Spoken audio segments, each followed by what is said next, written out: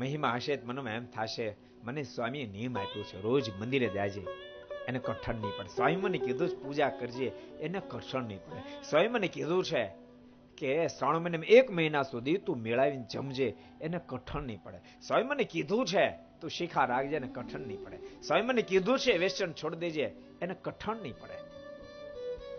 બધું જ મહિમાવાળો બધું જ કરી શકે. મહારાજ લોહિયાના ત્રીજામ કમથા કે જેને ભગવાન સંતનો મહાત્મા સહિત નિશ્ચય હોય એનાથી શું ન થાય, મને એનાથી બધું જ થાય.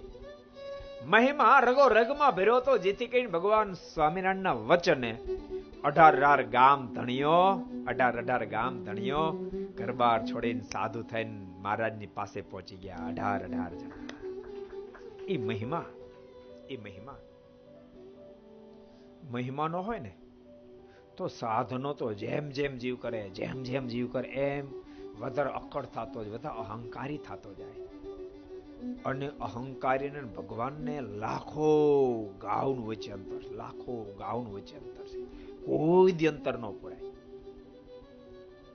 અહંકાર ઓગળે ત્યારે જ પ્રભુ મળે. હું ટળે હરી ટુકડા તે ટળાય દાસે રે. દાસ બને એનો અહંકાર ઓગળે, એને જ હરી ટુકડા થાય. अगर ये वीडियो आपको पसंद आया हो तो लाइक करें और शेयर करना मत भूलिए.